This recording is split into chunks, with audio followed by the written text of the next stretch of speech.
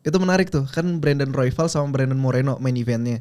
Si Alexander Pantoja di di kursi penonton tuh gini dia ke kamera 5-0 iya. soalnya dia ngalahin Royval dan Moreno dua-duanya kan. Iya, 3 kali buat Moreno, 2 kali buat Royval. Jadi Royval menang nuntut trilogi, tapi ya itu yang gue suka dari, dan gak cuma gue ya, banyak fans MMA lain suka sama juara flyweight saat ini Alexander Pantoja karena pertama dia mau ngeladenin darah baru gitu kayak si Mokaev. Dia bilang ke si Mokaev, kalau lu menang lawan Alex Perez dengan cara yang spektakuler, lu langsung lompat ngelawan gue gitu. Itu hal pertama yang disukain dari Pantoja. Dan yang kedua adalah dia nggak kayak raja-raja sekarang yang dikit-dikit ambisi double champ gitu. Dia pengen beresin dulu divisinya.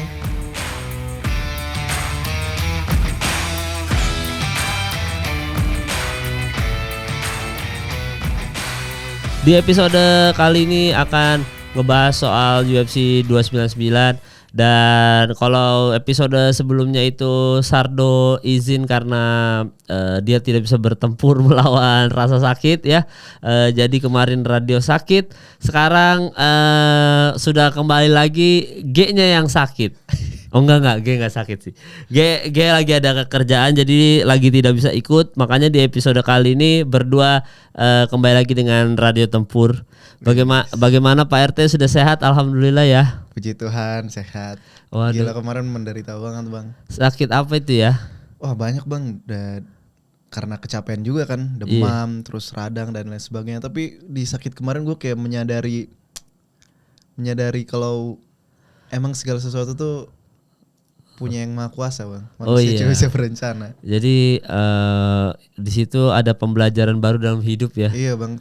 Hal simpel lah, kayak setiap hari kita jarang kan kita bersyukur hidung gak mampet, bersyukur menelan gak sakit, bersyukur gak sariawan. Kita kayak napas aja. Tapi ketika kita hidung mampet tidur, terus hidung mampet, baru kita mikir aduh Tuhan pengen inilah, pengen lancar sembuh. Gitu, radang pengen ini sembuh gitu. Jadi hal sederhana kayak gitu kadang kita luput gitu dari rasa syukur. Pas sakit baru kita nyadar, oh ini semua anugerah sebenarnya. Iya, sebenarnya gue juga habis sembuh juga. Kan kemarin sempat drop juga. Sibuk bro. Iya asli, cari duit. Ya, sibuk dihujat sama netizen di UFC. Enggak. Jadi kemarin ngedrop juga. Jadi baru sembuh banget. Dan batuknya tuh masih ada. Tapi memang cuaca sih bang, kayaknya cuaca temen gue banyak yang sakit. Dan ini juga kan ibaratnya musim hujan ini lagi nggak tentu nih.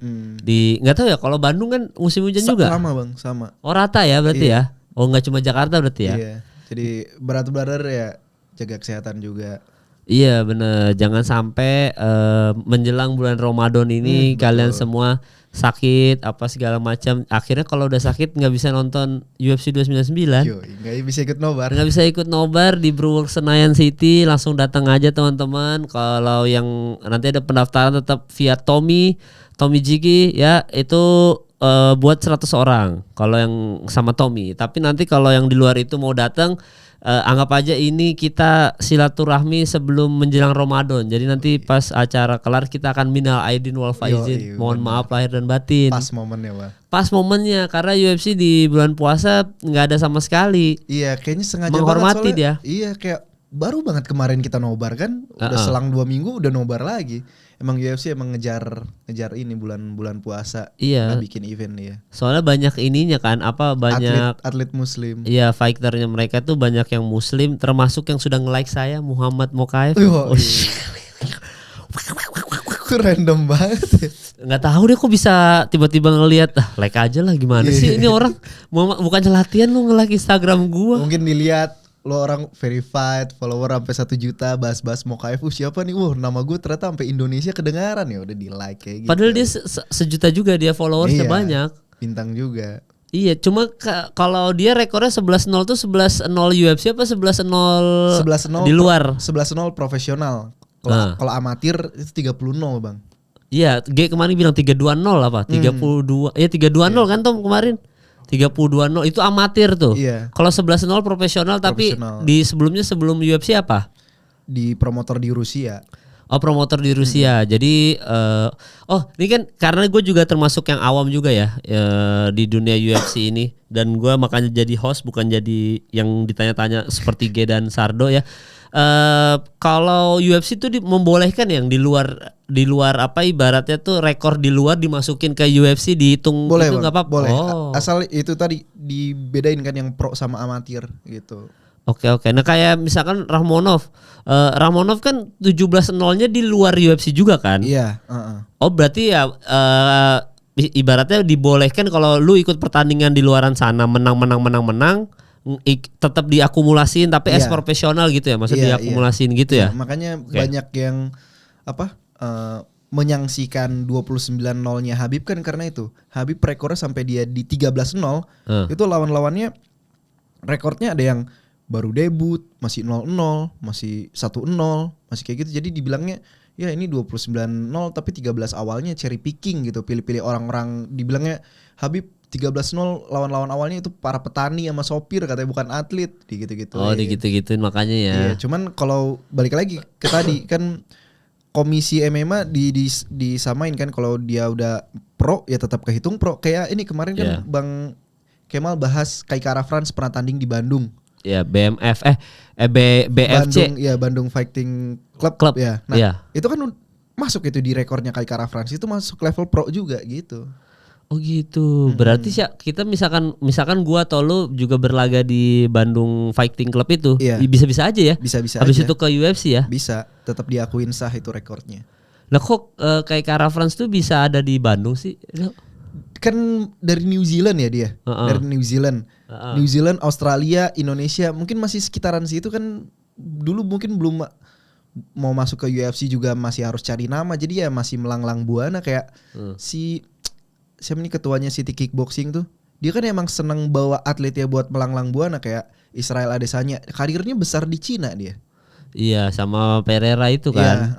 Jadi emang keliling-keliling aja. Kebetulan waktu itu Bandung kan emang solid juga ya ininya industri fighting ya. Iya, fightingnya. Terus kebetulan bikin acara kayak gitu. Terus mungkin dia karena di New Zealand deket, dia ngelirik lumayan lah buat tabungan rekor gitu.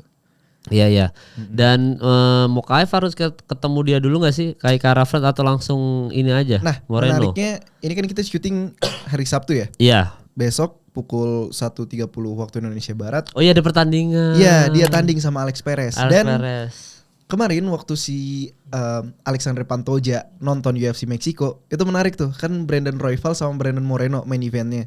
Si Alexandre Pantoja di meja di kursi penonton tuh gini dia ke kamera 5-0. Iya. Soalnya dia ngalahin Royval dan Moreno dua-duanya kan. Iya, 3 kali buat Moreno, 2 kali buat Royval. Jadi Royval menang nuntut trilogi, tapi ya itu yang gue suka dari, dan gak cuma gue ya, banyak fans MMA lain suka sama juara flyweight saat ini Alexandre Pantoja, karena pertama dia mau ngeladenin darah baru gitu kayak si Mokaev. Dia bilang si Mokaev, kalau lu menang lawan Alex Perez dengan cara yang spektakuler, lu langsung lompat ngelawan gue gitu. Itu hal pertama yang disukain dari Pantoja. Dan yang kedua adalah dia nggak kayak raja-raja sekarang yang dikit-dikit ambisi double champ gitu. Dia pengen beresin dulu divisinya.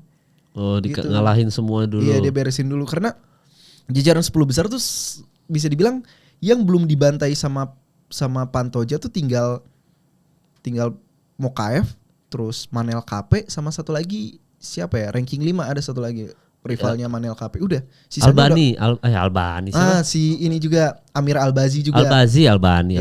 Itu doang yang belum dibantai. Semuanya udah dari Moreno, Royval, Alex Perez yang sekarang yang besok lawan lawan Mokaev aja, itu juga udah dibantai sama si Pantoja. Gitu. Iya, nih pasti kita pas take ini sebenarnya udah ada keputusan nih Mokaev Perez, bahkan mungkin Mokaevnya udah tahu mau lawan siapa nextnya gitu ya. Jadi kita nggak tahu. Oh gitu ya. Berarti makanya flyweight ini supaya lebih seru lagi ya, Mokaev ini mungkin harus menang. Iya. Berarti storynya jadi menarik ya. Iya. Flyweight ya. Karena ternyata Mokaev setelah waktu debut di UFC, dia sempat satu camp latihan sama Pantoja waktu Pantoja belum jadi juara. Gitu, makanya kemarin di interview sebelum pertandingan ini si Mokaev bilang, dari gue pernah latihan sama Pantoja sampai sekarang gue ngeliat Pantoja jadi juara, gue nggak ngelihat ada improvement yang signifikan. Jadi gue pede gue bisa ngelawan dia sebagai champion gitu. Oke, emang kita lihat aja nanti ya. Iya. Gimana. Emang gue juga sama G lagi setuju banget soal Mokaev ini bisa menyelamatkan flyweight.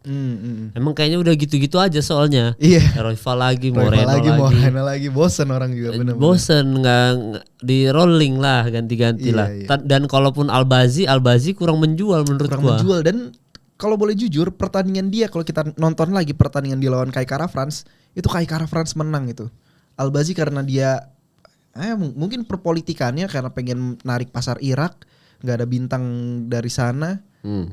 Terus si Albazi dibenangin karena itu benar-benar kontroversial banget. Waktu pembacaan poin aja si Albazi aja kaget waktu diangkat tangannya. Gitu. Oh gitu. Makanya nanti kita lihat gimana nih pertandingan Mokaev sama Perez nih, harusnya sudah ada hasilnya dan kita nggak tahu buat sekarang. Cuma buat UFC 299 sebenarnya semua card seru ya. Seru banget. Cuma nih gua ini dulu kita runutin dulu kayak biasa nih. Ini ada Piotr Yan sama Song Yadong. Wah, ini udah pasti ini ya tampol-tampolan ya. Ini pasti seru banget karena pertama Piotr Yan walaupun dia levelnya champion, orang-orang masih mandang dia level elit, tapi rekor dia nih 1-4 sekarang. Menang sekali, kalah 4 kali di 5 pertandingan terakhir. Jadi dia butuh banget untuk menang di pertandingan ini. Di sisi lain, Song Yadong juga bukan kontender yang sembarangan. Dia waktu lawan Cory Sandhagen itu sampai berdarah-darah. Cuman nggak bisa, pertandingannya dianggap kalah TKO karena dokter nggak ngizinin Song Yadong lanjut soalnya ininya udah sobek dibikin si Cory Sandhagen. Oke. Gitu. Jadi emang dua-duanya ini brutal ini. Dua-duanya brutal ya. Lu megang siapa? Lu lagi sial nih, Dok. Asli gue dikata-katain. Iya, lagi sial lu. Lu Piotr Yan apa Song Yadong? Gue masih berharap Piotr Yan menang sih. Kenapa begitu? Karena dia nih dia nih sosok juara yang sebenarnya kita belum sempat ngerasain kejayaannya karena dia jadi juara setelah ngelawan Jose Aldo. Setelah itu dia mempertahankan gelar dari Aljamain Sterling, diskualifikasi pakai ilegal nih. Dia pengen ambil lagi sabuknya, split decision. Terus dia pengen ambil lagi sabuknya lawan Sean O'Malley. Sean O'Malley split decision juga. Jadi kayak emang sial gitu nasibnya. Baru yang benar-benar dia telak kalah nggak ada alasan adalah waktu lawan Merab. Waktu lawan Merab itu benar-benar dipecundangi gitu. Nah, mungkin selama ini waktu dia kalah karena diskualifikasi, kalah split decision dari Aljamain Sterling, kalah split decision dari Sean O'Malley, dia masih mikir gue ini sebenarnya juara, gue cuma dicurangin juri aja. Tapi ketika di lawan Merab Dvalishvili kalah telak, mungkin di situ dia tertampar dan mulai mengevaluasi, kayaknya harus memperbaiki deh. Gulat gue diperbaiki, striking gue diperbaiki gitu. Oke, berarti ini pertandingan ini sisi terbaiknya Piotr Yan gitu. Iya, harus. Oh, berarti Piotr Yan sama Song Yadong. Ya, oke, berarti Piotr Yan ya tadi Sardo ya. Kalau saya nonton dulu aja lah. Nanti bagaimana? Bingung nih kalau Piotr Yan sama Song Yadong. Kalau Gilbert Burns sama Della Maddalena. Ya, kalau Jack Della Maddalena nih dia lagi ada di streak bagus. Dia salah satu prospek Australia, putra Australia yang lagi disorot. Nah, dia bisa ngelawan Gilbert Burns juga sebenarnya tanda tanya karena rankingnya jauh. Gilbert Burns masih di jajaran 5 besar sedangkan si Jack Della nih kalau nggak salah 12 apa. Nah, balik lagi Gilbert Burns menerima pertandingan karena Gilbert Burns orangnya seneng berantem aaja. Iya. Gitu. Dia rekornya aja 22-6. Berarti udah hidupnya juga di oktagon. Iya, dan itu baru rekor MMA-nya. Dia waktu masih jadi atlet Brazilian Jiu-Jitsu, itu rekornya juga gila juga, dia melanglang buana nyari-nyari lawan. Berarti lu nggak tahu alasan kenapa ada pertandingan ini berarti ya? Ya, gue selebihnya mungkin lebih ke Gilbert Burns juga nyari duit kali kan. Iya. Bertandingan nyari duit, nggak melulu ngejar ranking gitu. Apalagi sekarang jajaran elite welterweight lagi pada sibuk-sibuk semua kan. Dia pengen ngelawan title fight juga, dia baru kalah dari Belal Muhammad. Jadi mungkin bagian dari memantaskan dirinya itu. Oke, berarti lu megang siapa tapi nih? Gilbert Burns ya. Gilbert Burns ya. Ya, kalau gue juga lebih ke Gilbert Burns ya.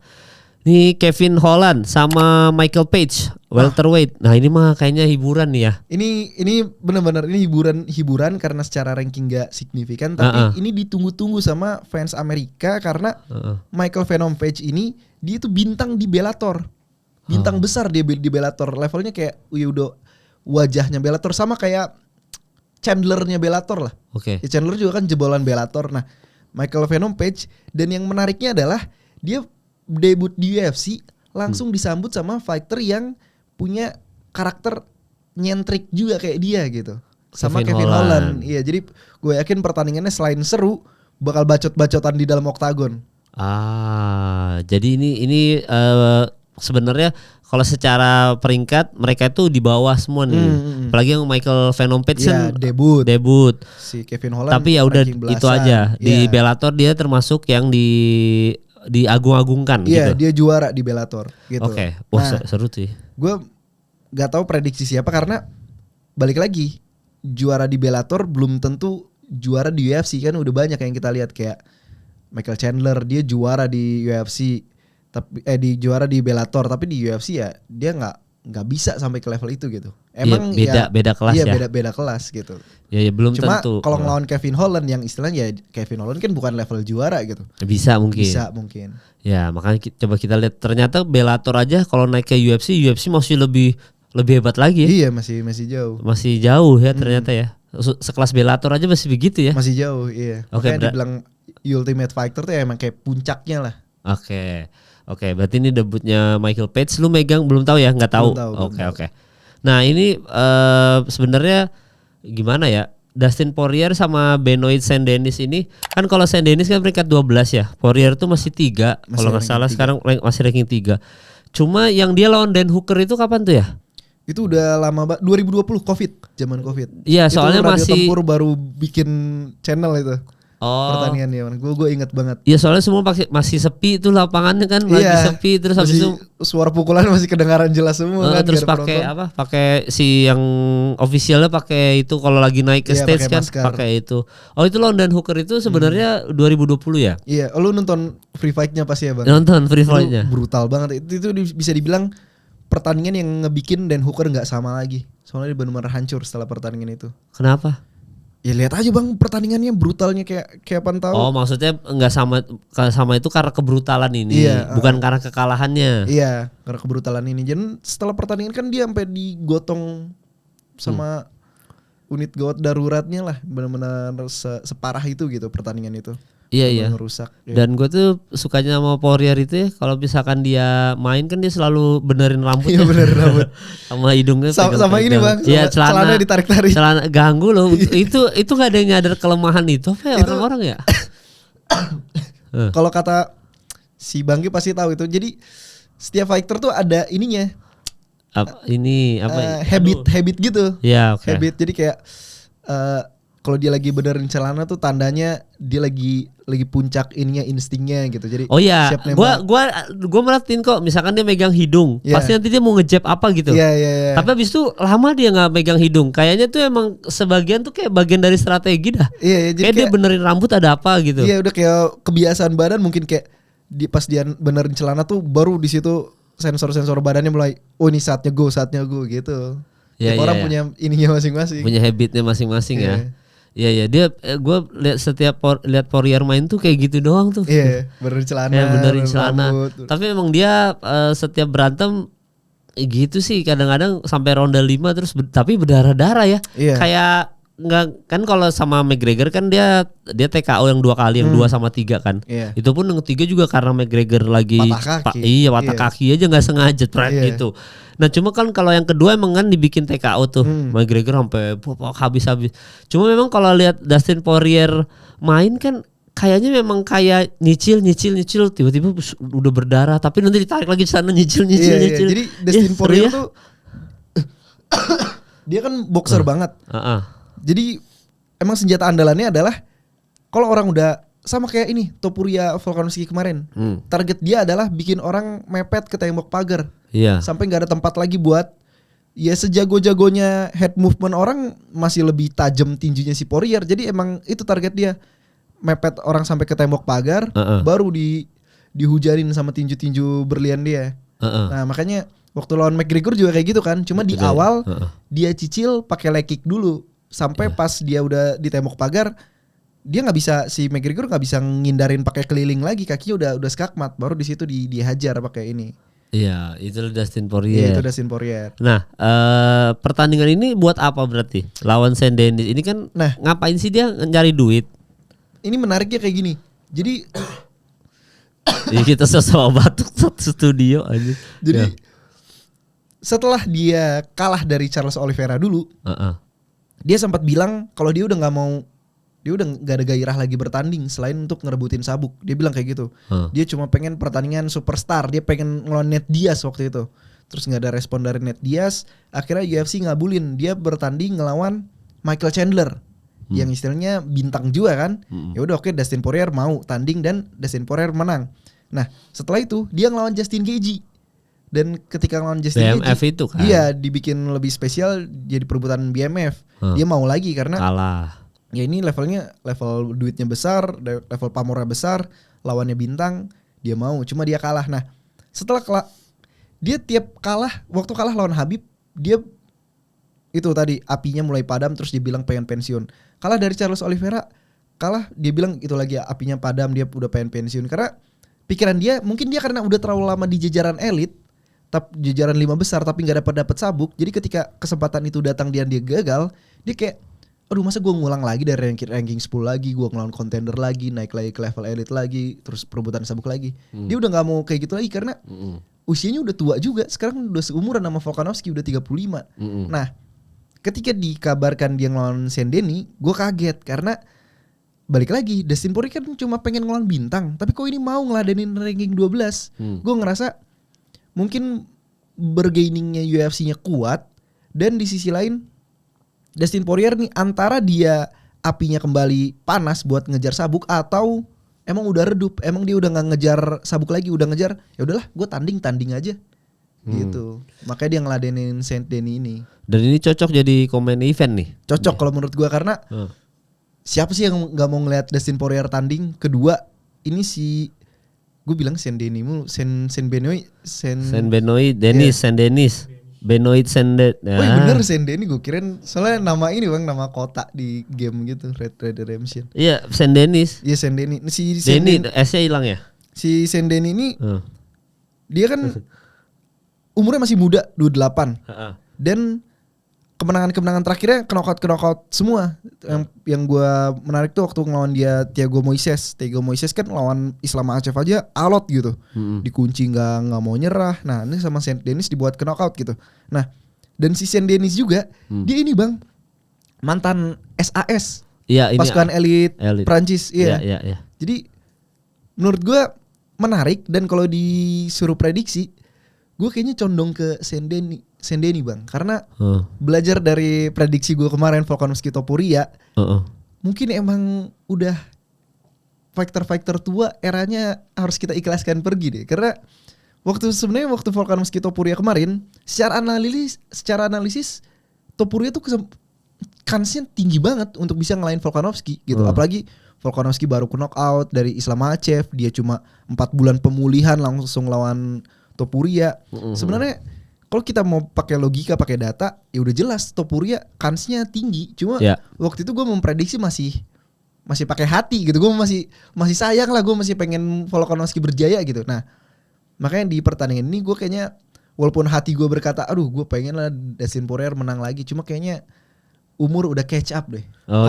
Kalau Dustin Poirier kan dia udah di puncak tuh udah lama banget, kayak udah langganan aja di jajaran elit itu gitu. Ya udah. Nah, mungkin waktunya iya dia udah sempat ngerasain sabuk interim, udah puas aja lah. Soalnya sampai ada quotes kayak gini kemarin waktu yang Volkanovski kalah. Antara kamu pensiun dini dan menjadi Khabib, atau kamu memaksakan diri dan menjadi Tony Ferguson. Gitu ya sekarang pilihan karir atlet. Jadi kalau lu pengen berpuas diri, ya udah lu bakal pensiun duit banyak dengan kepala sehat seperti Khabib Nurmagomedov. Tapi kalau lu paksain, ya lu kayak Tony Ferguson umur 40 cuma dijadiin samsak doang buat fighter muda. Gitu. Iya udah mau ya. Kita juga bahas kan waktu Volkanovski harusnya pensiun aja daripada jadi Tony Ferguson.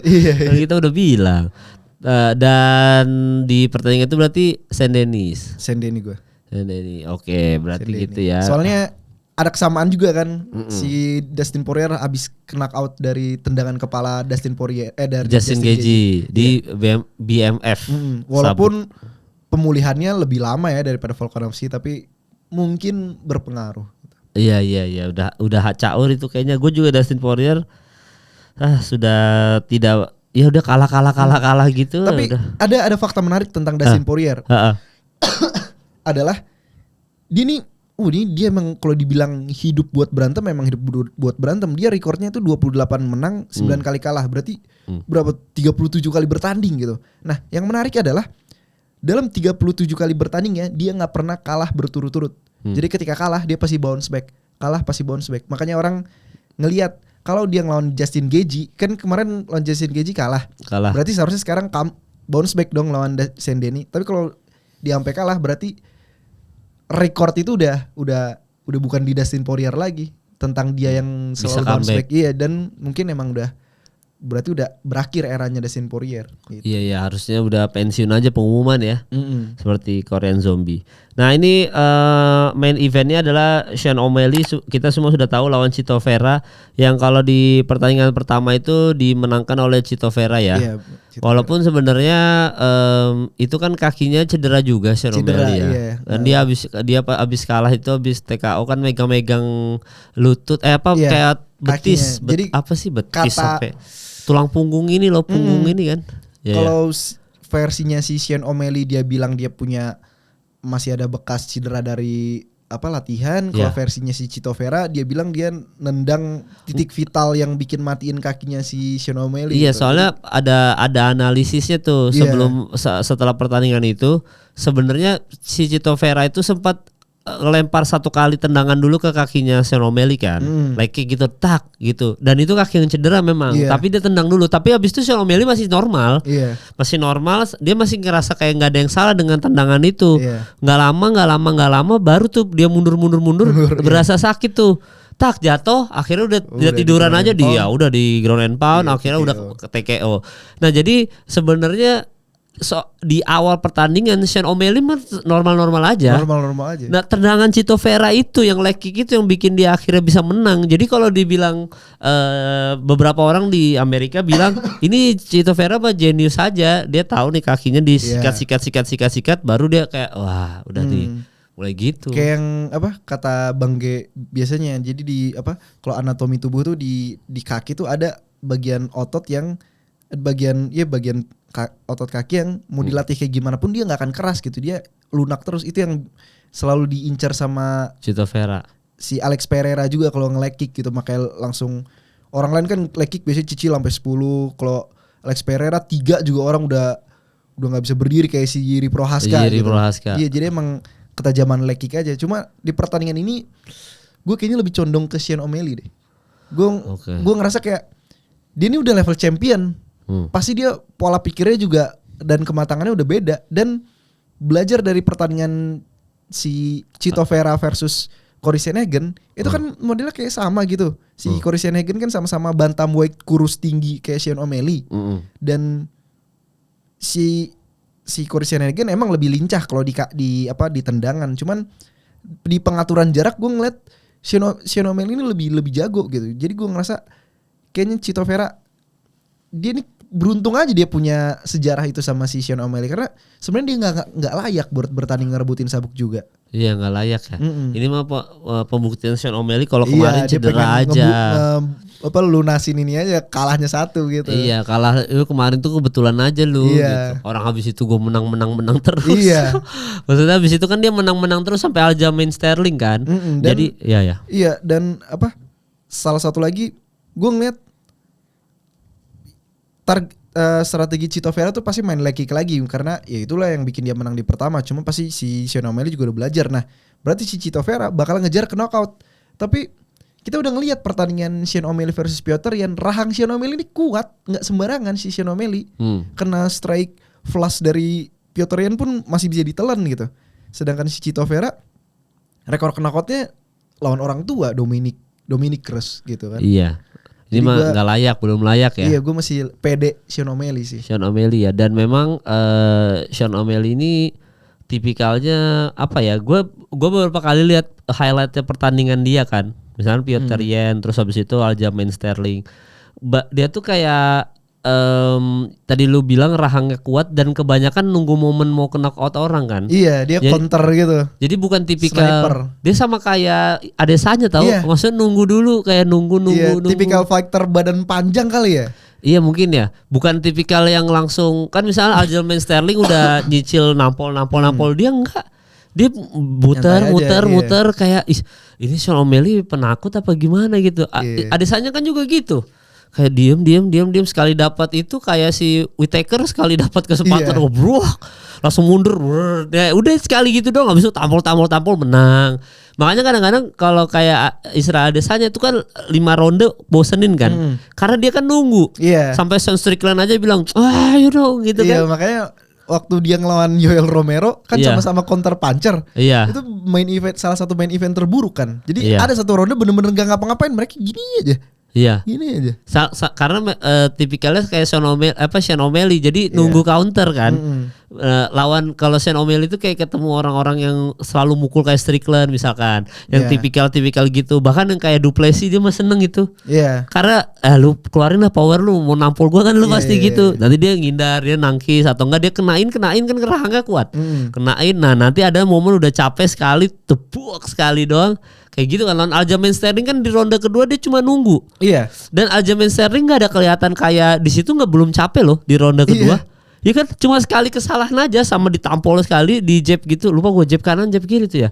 Pokoknya jatuh. Iya, tipikal fighter sniper tuh dia nggak perlu bikin orang berdarah-darah. Pukulan dia tuh nggak bikin luka tapi bikin orang langsung tidur gitu, langsung mati lampu gitu. Gini dia kayak ngepalu orang gitu yang kalau lagi ground and pound. Itunya tuh yang bikin orang, kan Adesanya juga gitu kan.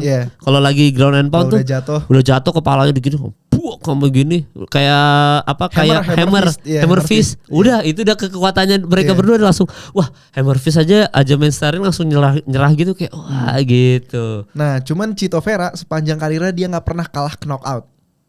Gitu. Jadi doang. Mungkin pertandingan bakal alot-alotan. Jadi gue ngerasa kayaknya bakal sama kayak waktu Chito Vera lawan Cory Sandhagen.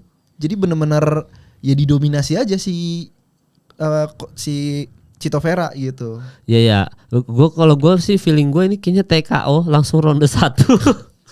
Iya, ronde 1 lah pokoknya, kayaknya ini cepet ini pertandingan gue. Sean O'Malley. Gue jadi inget Pereira Adesanya soalnya pas balas dendam. Dan kebetulan ya mungkin ronde 2 kalau Tommy kan tadi ini ronde 2 katanya. Dan kebetulan Ilia Topuria kemarin baru nge-tweet dia bilang kayak gini, gue versus Sean O'Malley, siapa yang mau lihat gitu. Makanya si Movsar kan marah kan, ini orang yang semua ditantangin, Islam Makhachev ditantangin, Habibnya ditantangin bro. Iya. Habib ditantangin, terus si Sean O'Malley ditantangin gitu. Dia bilang kan kayak, ini gue ada di divisi ini, gue undefeated, lu malah lari-lari ke sana kemari gitu kan.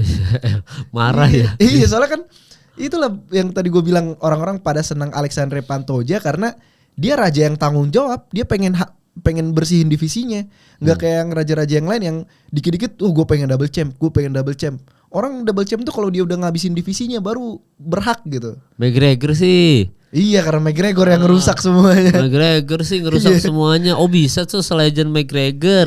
Dan dia kan emang mau ngincer kayak McGregor. Apa bendera Spanyol dipegang-pegang. Dan kalau itu bendera Irlandia, McGregor gitu kan udah mulai gaya-gayanya udah sama McGregor kan, banget kata ya. McGregor di industri ini fighters cuma 2. Pengen ngelawan saya atau pengen jadi saya gitu kan kata McGregor. Gitu dong. Gokil emang ikon. Ya Topuria makanya. Tapi kalau Sean O'Malley mungkin dia kalau udah ketemu merap aja sih kayaknya udah penyakitnya udah kayaknya kalau di divisi dia itu dia bisa lah ngatasin beberapa orang di divisi dia ya. Tapi kalau udah ketemu merap nah itu baru tuh. Makanya waktu si Ilia Topuria nge-tweet kayak gitu, banyak juga yang ngatain, gimana sih lu bro, berarti lu ngianatin temen Georgia, lu ngianatin si Merab. Karena Merab ini udah nungguin champion kan, udah nungguin juara bantamweight kan. Kalau si Ilia nyerobot karena pengen double champ, berarti kan mengkhianati si Merab. Iya makanya gitu. ya. Iya. Iya. Mungkin gak ya ketemu abis lawan Chito Vera ini ketemu Merab nih Sean O'Malley? Mungkin gak? Kalau kata gue pasti. Udah pasti langsung nextnya langsung itu. Kalau gue berandai-andai dream matchnya adalah Sean O'Malley menang, Merab lawan Sean O'Malley, Merab menang. Nah, baru di situ perjalanan Umar buat ngejar Merab. Nurmagomedov. Iya kan si Umar bilang dia pengen ada apa? Pak paha putih versus pak paha hitam. Waduh, seru gitu, juga ya kalau si Georgia itu kan pakai pak paha hitam khas Georgia. Kalau situ khas Dagestan. Terus bayangin gulat Dagestan diuji sama gulat Georgia yang kayak apaan tahu yang kita lihat Henry Cejudo Olympic racer di bawah-bawah lari kayak, itu. Wow, ini pasti alot banget duel gulat. Yang dia sempat senyum-senyum ke Mark Zuckerberg dulu lawan Umar Nurmagomedov wrestling Dagestan ya. Iya. Oh, ya seru sih. Seru. Itu harapan gue sih, cuma kita nggak tahu, ini aja bisa jadi beda hasil kan, siapa tahu Chito Vera mendadak menang. Ada teknik apa gitu. Iya, kita juga nggak tahu, tapi Sean O'Malley, Sean O'Malley, gue masih Sean O'Malley juga untuk 299. Nah, itu rekap pertandingan. Nanti episode yang minggu depan kita bahas baru pertandingan kemenangan dari UFC 299. Dan habis itu udah episode selanjutnya Ramadan. Nah pas episode Ramadan ini kan gak ada pertandingan apa-apa. Request deh tuh, request. Bener. Kan ada yang mau minta request tuh, katanya bahas prospek UFC. Jangan bahas yang papan atas terus. Yang prospek nih siapa aja nih. Nanti kita bikin aja kayak top 5 prospek gitu kali ya. Kita bikin aja yang masing-masing per orang gitu. Bulan Ramadan mah gak ada pertandingan. Makin kita UFC 300 juga udah kita bahas kan beberapa kali kan. Jadi silakan aja di kolom komentar episode ini sama nanti episode yang minggu depan. Tapi kalau bisa episode ini aja deh. Kalian komen di episode kali ini kira-kira mau bahas siapa lagi. Misalkan ada bahas salah satu fighter atau apa yang biasa kalian sebut kayak Muhammad Mokaev tuh ternyata ada yang minta dibahas juga. Gitu. Nanti mungkin kita akan lebih detail di bulan Ramadan karena tidak ada pertandingan. Dan kalau misalkan kalian itu, nah sebenarnya ada beberapa sih yang pengen datang ke sini sih, pengen datang. Cuma kan kita waktu live podcast sudah ketemu, kayaknya udah jumpa sama mereka. Iya. Kita udah lagi nggak ada live podcast lagi soalnya ditanyain kan. Oh iya, banyak yang nobar pengen ikut live podcast ya. Iya, ada juga beberapa emang mau ngasih masukan, bukan ngasih masukan, ngasih analisis mereka gitu. Cuman ya nanti mungkin beberapa tuh yang kita kenal kayak bagus yang kayak gitu-gitu mungkin nanti kita bisa ajak ke sini lah ya. Ya ada sih yang mau main ke studio, gue mau dong itunya analisis gini-gini. Ada yang minta, cuma ya nanti deh kalian buatin kesempatan kayak gitu, semuanya ada. Dan kayaknya kita juga mau bikin grup Telegram. Nanti admin Tommy yang bikinin grupnya. Ya lu harus bikin langsung Tom. Ya jadi nanti kita gabung semua di situ, kita ngobrol-ngobrol, kita tai-taiin fighter yang kalah. Pokoknya kita trash talk semua di situ, seru-seruan ya. Dan langsung aja jangan lupa ke Brewworks Senayan City kalau misalkan kalian mau nonton UFC 299 gratis, tinggal datang aja. Cuma kalau yang pihak pendaftaran sama Tommy doang yang dapat makan gratis. Cuma kalau misalkan kalian cuma datang, makan tetap bayar. Setidaknya kita silaturahmi sambil minal aidin wal faizin karena mau masuk bulan Ramadan.